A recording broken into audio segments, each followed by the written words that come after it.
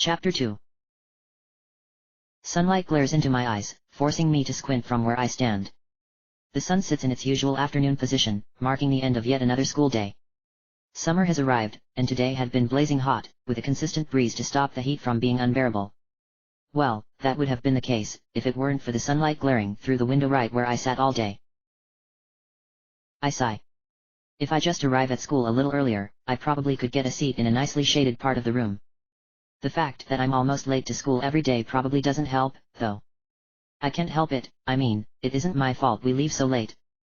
Usually. I lean myself on the old wooden railing, making it shift slightly underneath me, and look out onto the courtyard. I stand at the corner of the old wooden catwalk that surrounds the second floor of the school building. The school itself is simple enough, 2 stories of grey brick and a slanted roof. Its shape is similar to a U, except blocky, almost like 3 separate rectangles were shoved together in a rough imitation. The only outstanding part is the courtyard garden area inside of the U, filled with cherry trees, smooth stones, and a few small little ponds. Rocks outline the perimeter of the entire courtyard except for a lone pathway that cuts through the middle, leading from the school entrance at the bottom of the U, to the exit at the top. The courtyard is usually where most students gather to hang out due to its natural shade and beautiful scenery, but only a few people are left this long after school. It's easy to see them all from how high up the catwalk is.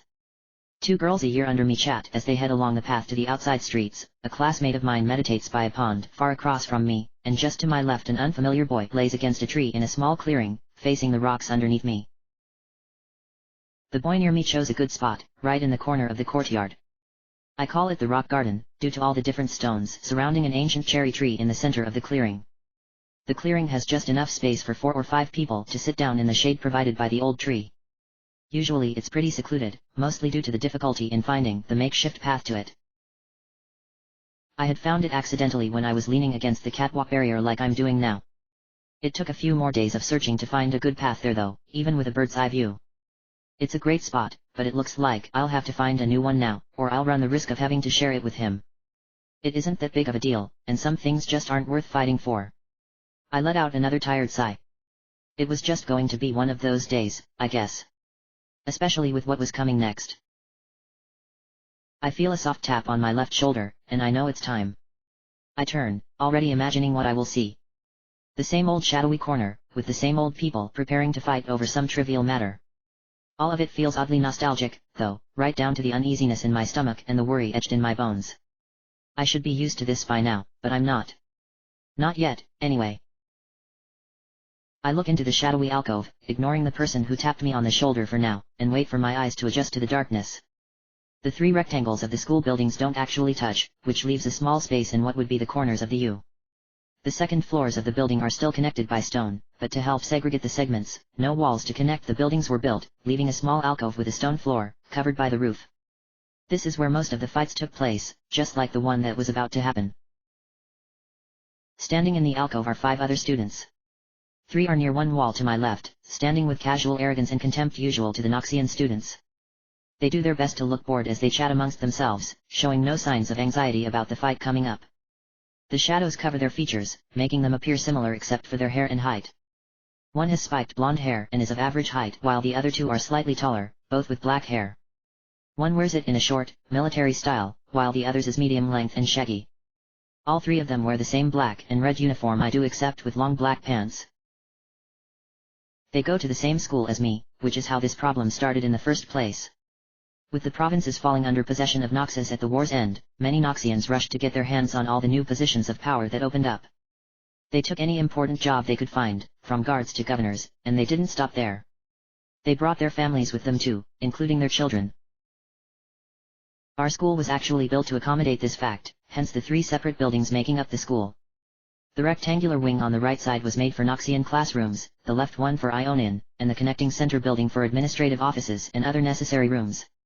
Even with the purpose of segregating the students, it was pretty much inevitable that fights would break out. Conflict was the foundation of Noxian culture. If you had a problem that needed to be settled in Noxus, you're expected to just challenge someone to a duel. The winner of the duel also won the argument and any other wagers riding on the duel. That tradition didn't die out in Ionia. In fact, it became even more brutal. At first, the Noxian students walked all over us, challenging us to duels at the slightest provocation. Accepting the duel guaranteed a beatdown, but refusing was still worse. Refusing was deemed cowardly, and you lost any right to a fair fight.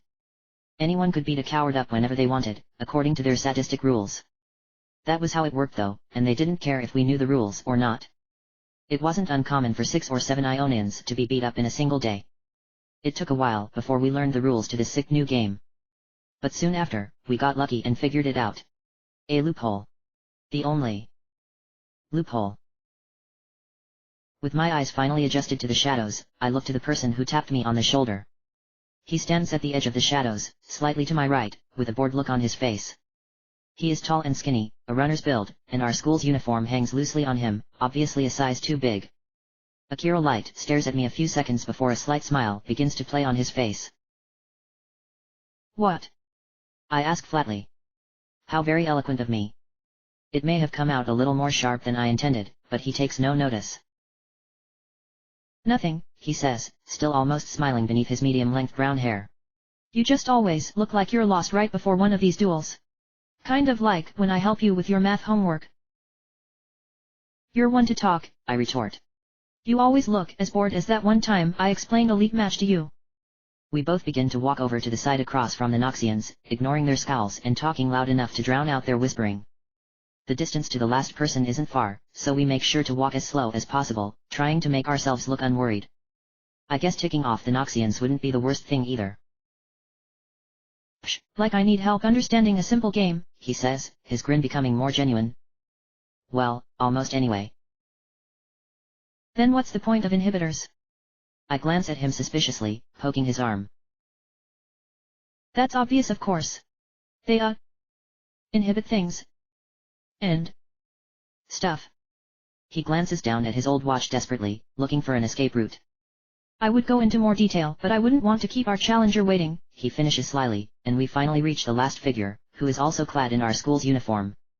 He looks up at us underneath close-cropped black hair with a grin plastered on his face. She bring up the league again? My brother asks, green eyes glittering. She did, he sniffs disdainfully.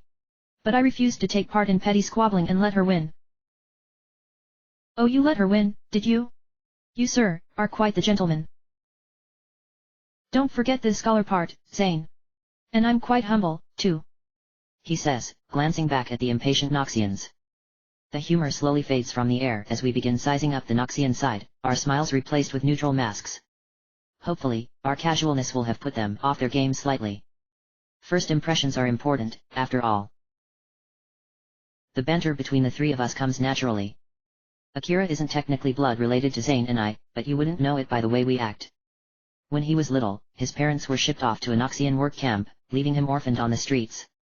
My mother had taken him in, and the three of us had grown up as siblings ever since.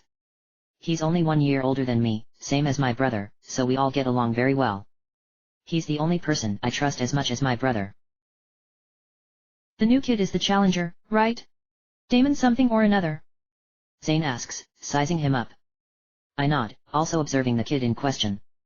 The one with the spiked blonde hair steps away from his two friends, moving towards the middle of the two sides, smirking with absolute confidence. The shadows shift over his face, all jagged features and hungry brown eyes. He stops and crosses his arms, waiting for us to approach. Zane lets out a sigh and slowly takes off his blazer, leaving him in a white button-up shirt. He hands Akira the blazer and rolls up his sleeves, never taking his eyes off the Noxian. I bite my lip as I watch him, fear beginning to claw into my belly. Zane seems to notice my gaze and gives me a smile, taking a small step towards me. Hey, he whispers softly. Don't worry about me. I know it's hard to tell, but I've done this a few times before. He jokes. He really shouldn't be taking his time to comfort me. It might make him look weak to the Noxians. It's just... I stop, searching for words.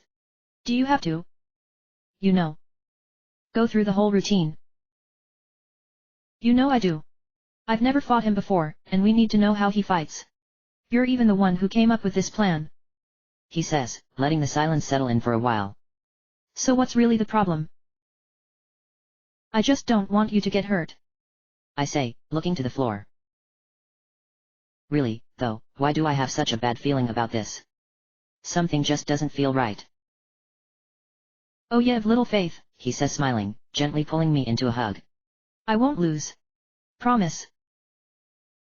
He doesn't get it, but I don't bother arguing, so I just hold him tightly. Of course I know he won't lose.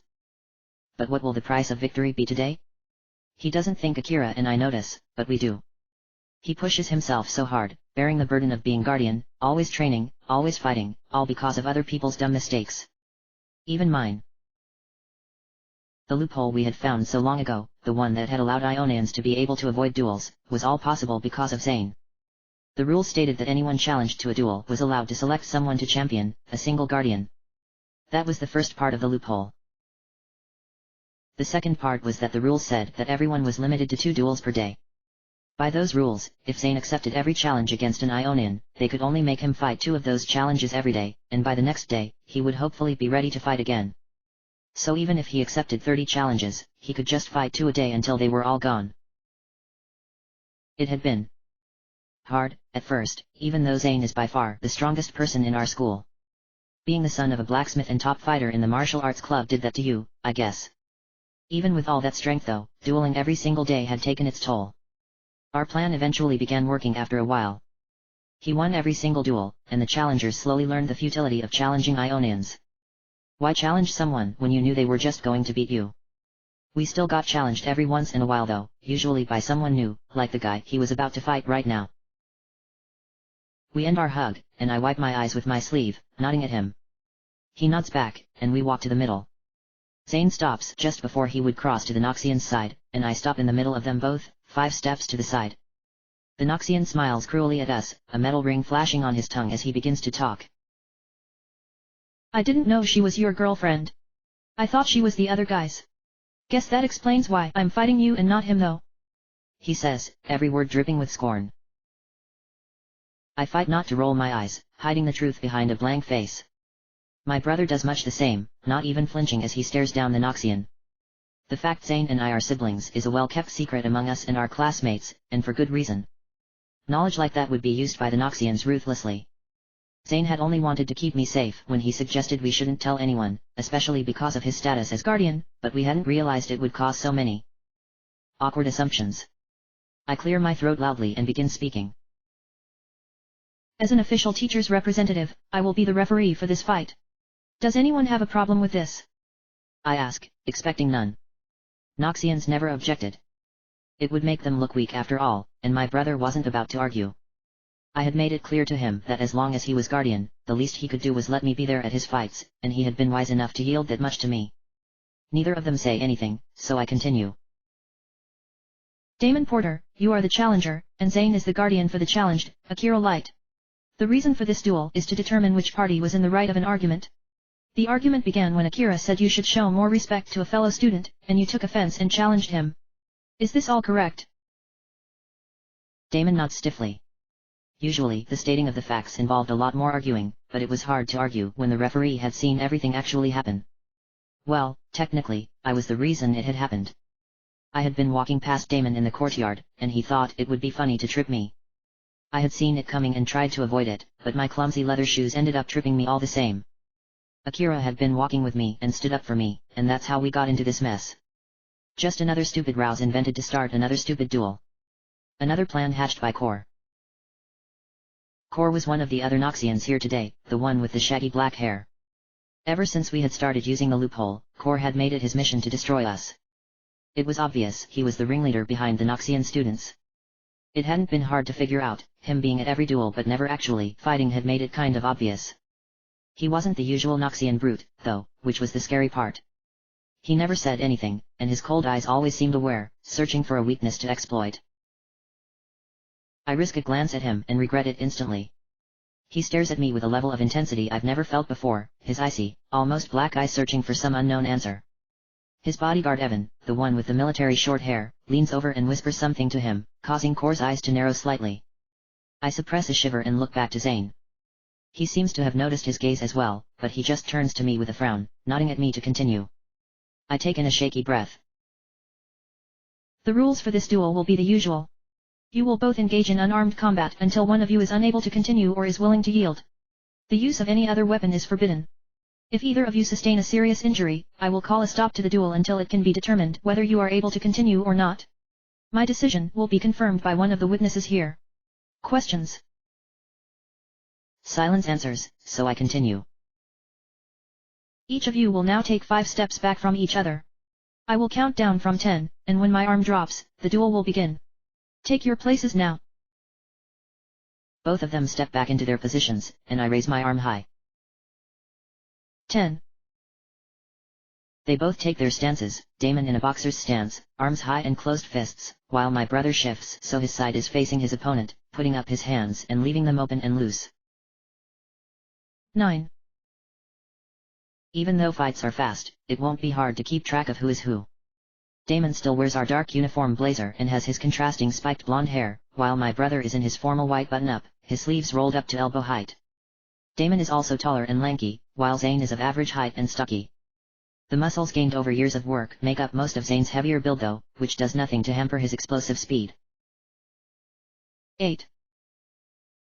Damon bounces on his toes a few times with an insane smile, eager to get started. Zane by comparison is calm and relaxed, staying slouched in his pose. 7. Logically, the fight should play out with Damon using his lighter weight and longer reach to deliver quick attacks and dodge in and out of Zane's range. Zane is strong enough that he just needs to close the range and land a few blows to dizzy him and then land a finisher. It won't play out like that though. Noxians don't fight logically, they fight bravely. That's what they would say, anyway. 6. I've heard you never lost a duel before, Damon says, all wild eyes. Looks like I'll be the first to beat you. 5. Zane shrugs. I'll probably lose someday. His eyes seem to take on a frosted quality as he responds. Not today though. Not today. 4. Ooh, scary. Damon laughs. Just don't think I'm going to go easy on you just because your girl's watching. 3. In fact, I think I'll beat you even worse now, he says, eyes glittering. And once I'm done with you, I'm going after her next. Zane seems to stiffen for a moment, then he lowers his head slightly, his voice taking on a darker tone. You just made a big mistake. 2. Did I hit a nerve? Damon asks. One little threat and you're too scared to fight. 1. Zane looks back up with a look I've only seen a few times before, his eyes seething with rage. You talk too much. Let me fix that. 0. I finish, dropping my arm. By now my heart has all but exploded out of my chest. Zane doesn't take threats to our family well, especially not me, and if he lets the anger take control, it could be bad. For Damon, that is. My brother manages to control himself though, keeping his stance, but Damon reacts the moment my arm falls completely. The Noxian springs forward, faster than should be possible, closing the distance in half a heartbeat. He runs slightly to Zane's right, forcing him to shift his stance.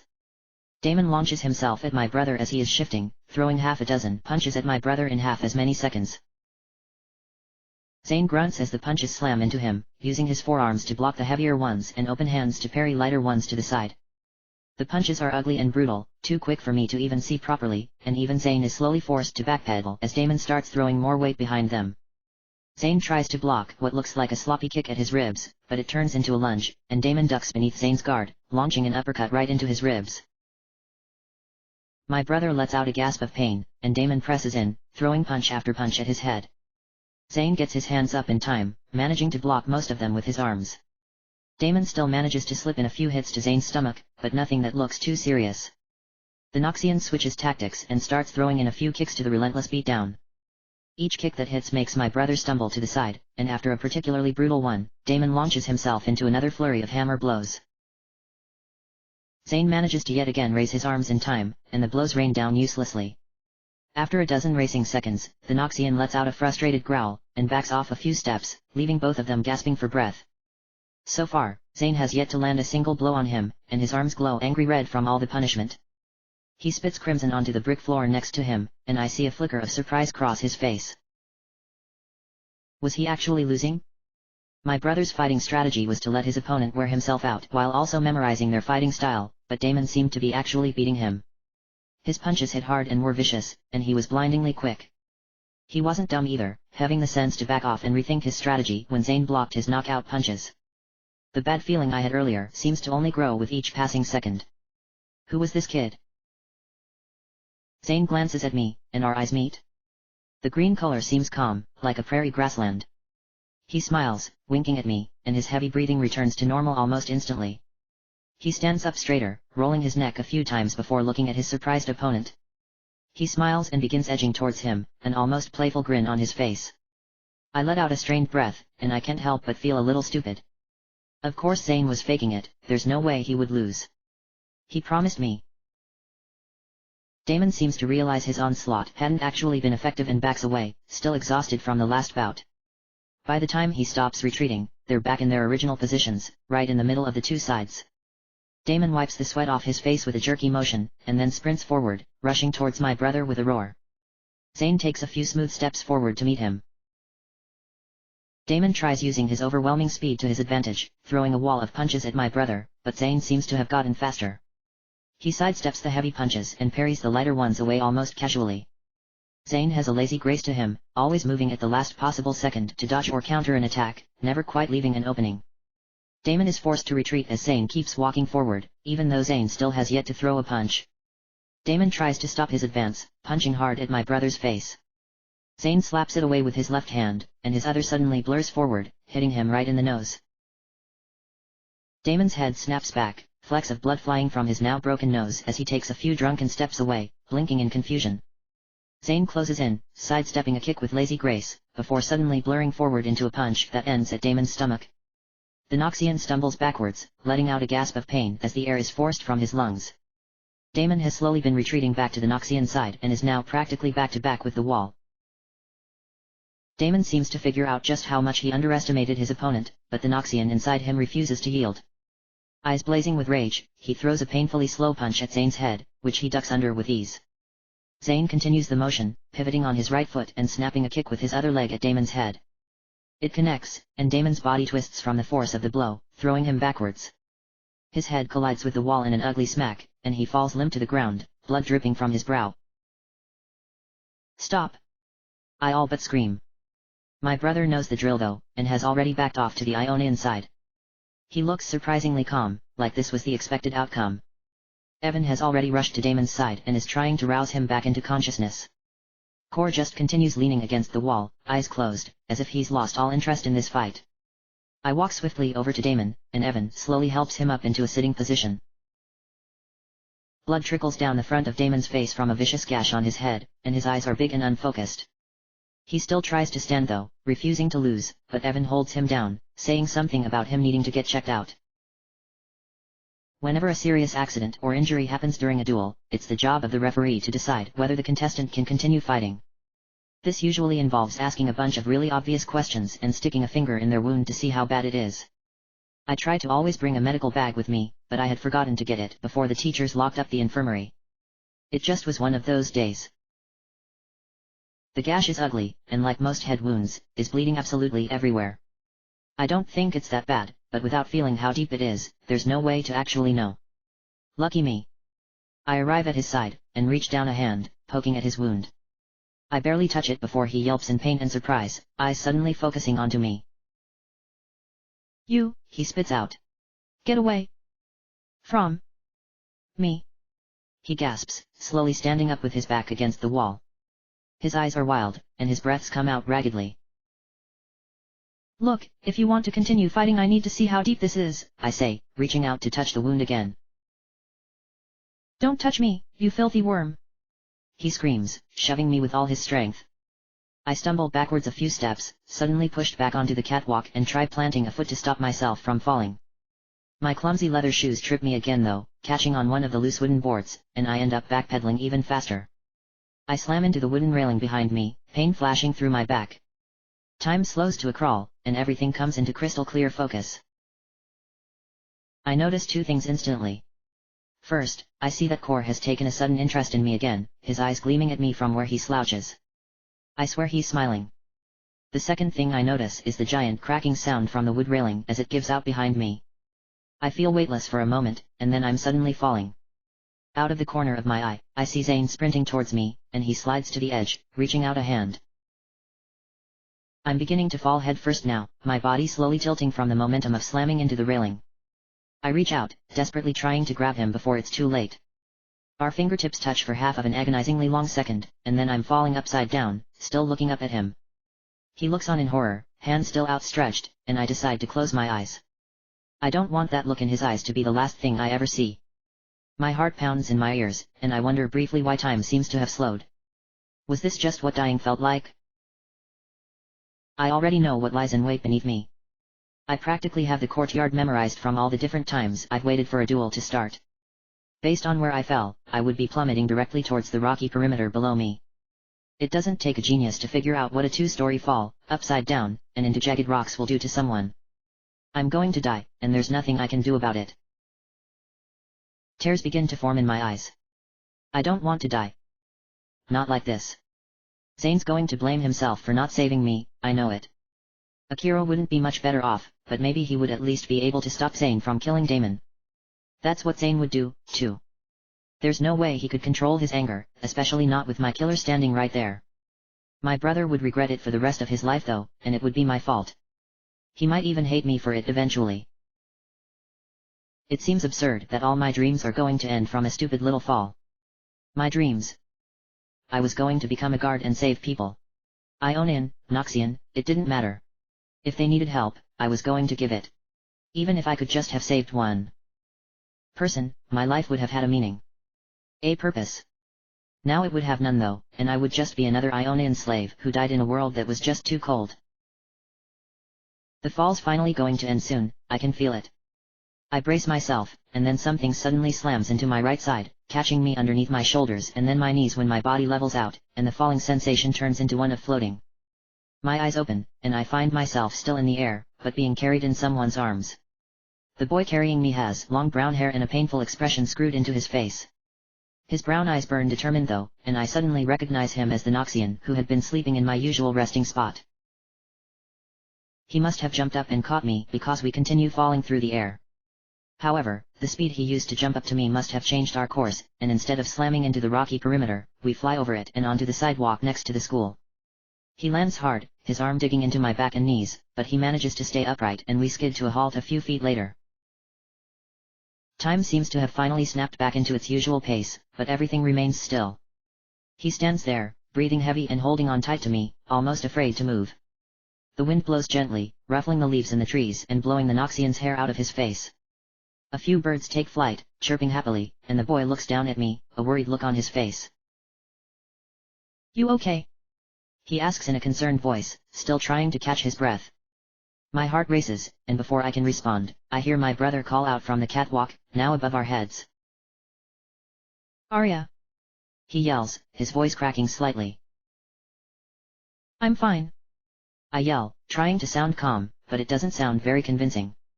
Fear still runs like electricity through my veins, and everything seems to be happening too fast now, a drastic change from during the fall.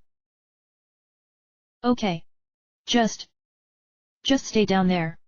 I'll be right down after I finish this, so stay put. I hear the floorboards creak as he gets up and walks away. I know why he doesn't want me up there. Damon attacked me outside of a duel, and if that wasn't bad enough, I was the referee. When something like that happened, well, it was going to be bad. Zane was within his rights to get revenge, and my brother wasn't about to go easy, the person who almost killed his sister.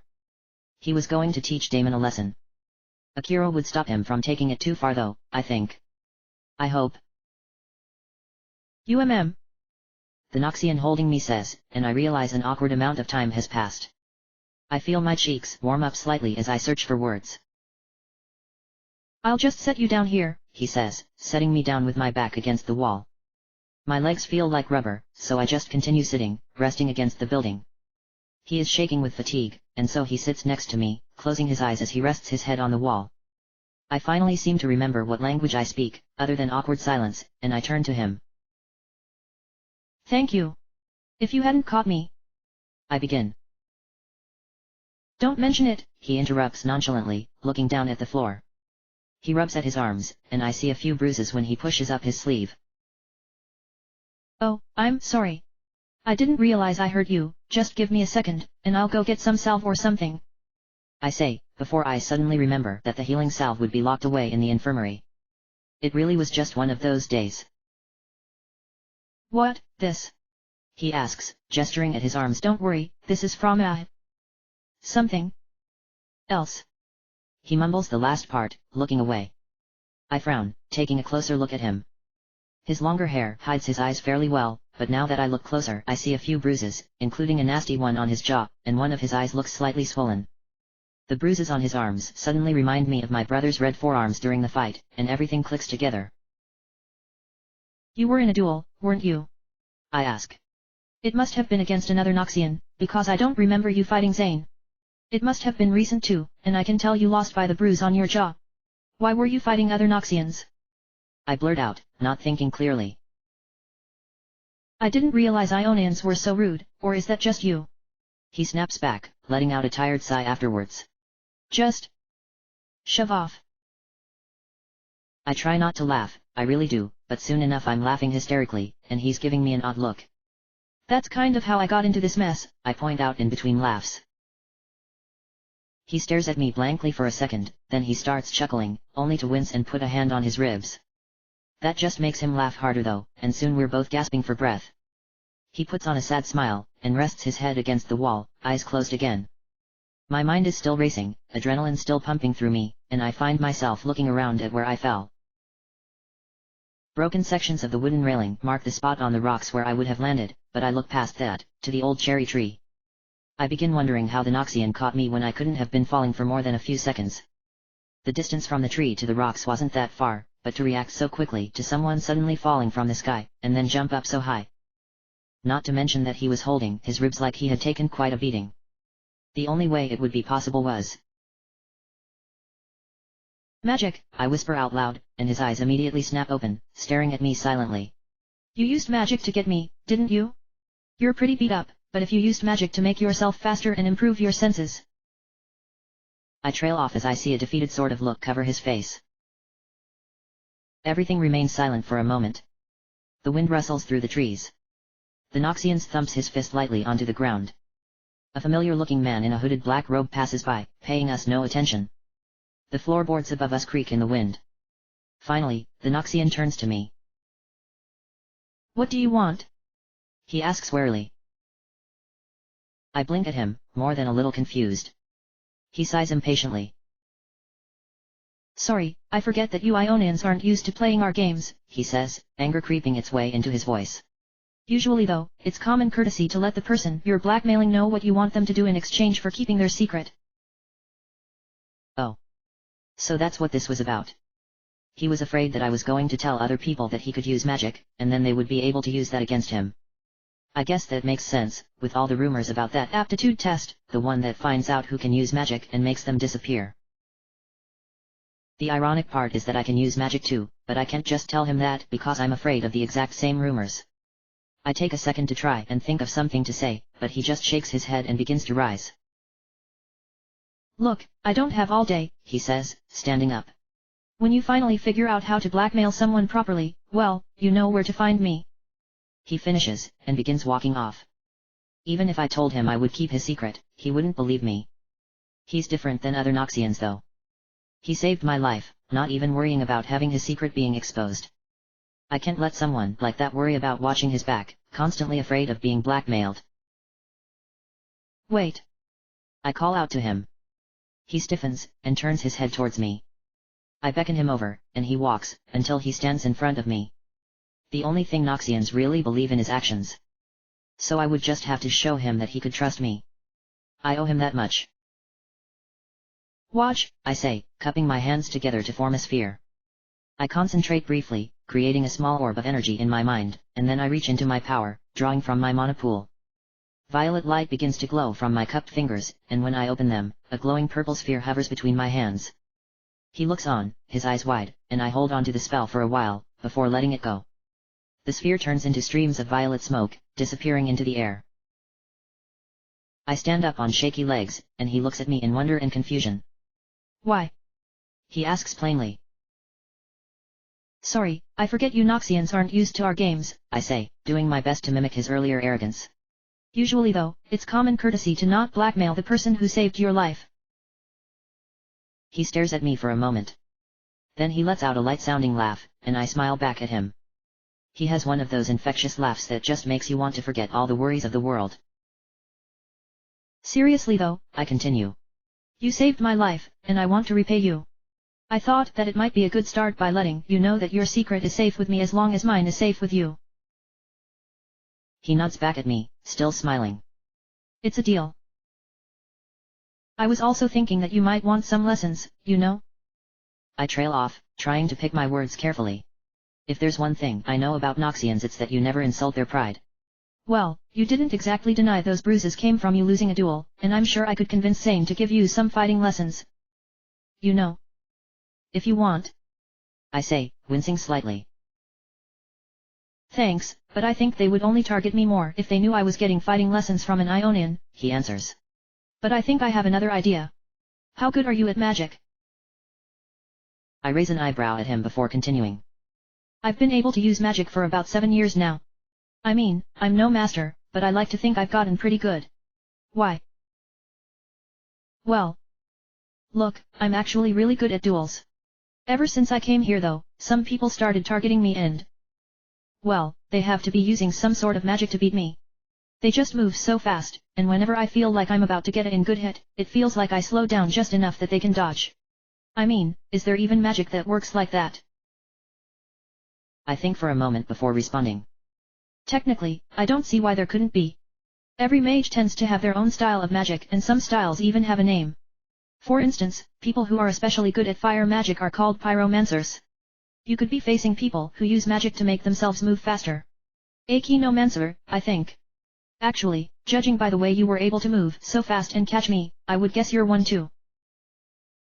Kenomancy was a pretty common form of magic from what I have studied.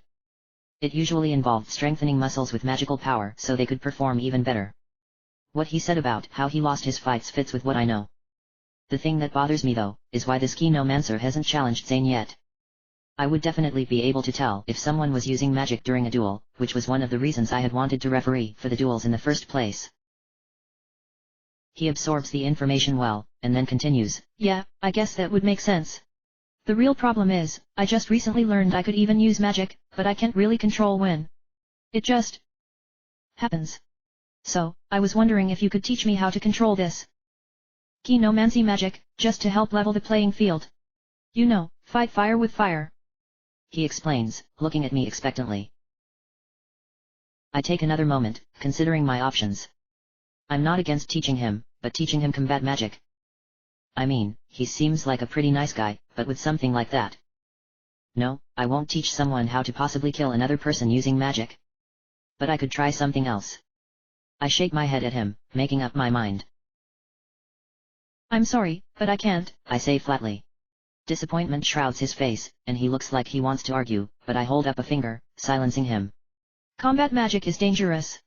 One stray thought or emotion, and you could accidentally kill the other person, or even yourself. Kenomancy is one of the most dangerous too, because it involves throwing around spells that affect your body's organs and muscles.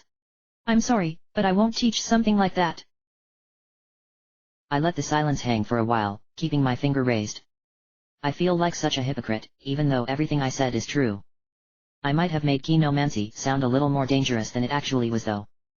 The thing is, I've trained myself a little bit in combat magic, and denying someone who actually needed to learn it felt very Noxian. What makes me think I know any better than him anyway?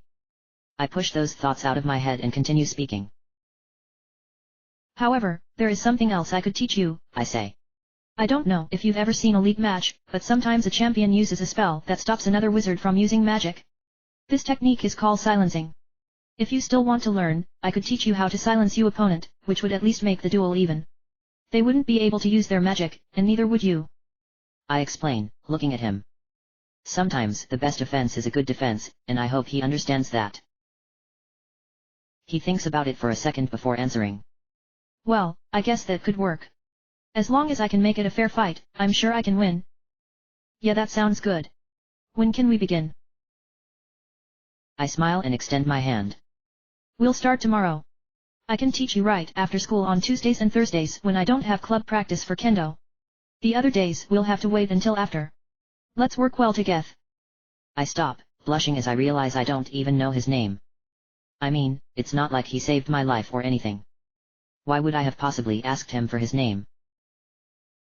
He laughs, which only makes me more embarrassed, but he reaches out and shakes my hand, keeping his easy smile. Kyle Jensen. I look forward to working with you. Sensei. He adds, bowing a little at the last part, making me giggle. Arya Kessler. Let's work well together, Kyle. Kyle leaves before my brother comes down, specks of blood staining his white shirt and hands. That doesn't stop him from giving me a tight hug though, and I hug him right back, pretending I don't notice. Blood doesn't really bother me anyways. I guess I'm just used to it by now. Akira and I hug next, and that's when Zane finally asks where the Noxian who saved me went. He just left. I have a feeling we'll be seeing him around though. I say, grinning. Something tugs at the back of my mind, and so I let go of Akira, stepping backwards. I hear a faint sound begin repeating itself over and over again. It sounds so familiar. I strain my ears, listening, and I finally make out the words. It's time. Wake up.